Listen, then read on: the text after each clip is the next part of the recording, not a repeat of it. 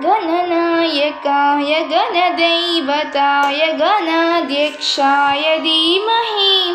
गुणशरीराय गुणमण्डिताय गुणेशानाय धीमहि गुणातीताय गुणाधीशाय गुणप्रविष्टाय धीमहि एकदन्ताय वक्रतुण्डाय गौरीतनयाय धीमहि गजेशानाय बालचन्द्राय श्रीगणेशाय धीमहि एकदन्ताय वक्रतुण्डाय गौरीतनयाय धीमहि गजेशानाय बालचन्द्राय श्रीगणेशाय धीमहि गानचतुराय गानप्राणाय गानान्तरात्मने गानोत्सुकाय गानमत्ताय गानोत्सुकमनसि गुरुपूजिताय गुरुदैवताय गुरुकुलस्थायिने गुरुविक्रमाय गुरिनप्रपदाय गुरवे गुणगुरवे गुरुदैत्यकलक्षेत्रे गुरुधर्मसदाराध्याय गुरुपुत्रपवित्रात्रे गुरुपाखण्डकण्डकाय गीतसाराय गीततत्त्वाय गीतगोत्राय धीमहि गूढगुल्फाय गन्धवत्साय गोजयप्रदाय धीमहि गुणातीताय गुणाधीशाय गुणप्रविष्टाय धीमहि एकदन्ताय वक्रतुण्डाय गौरीतनयाय धीमहि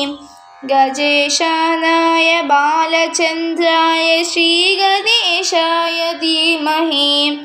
एकदन्ताय वक्रतुण्डाय गौरीतनयाय धीमहि गजेशानाय बालचन्द्राय श्रीगणेशाय धीमहि ग्रन्थगीताय ग्रन्थगेयाय गन्धान्तरात्मने गीतलीलाय गीताश्रयाय गीतवाद्यपटवे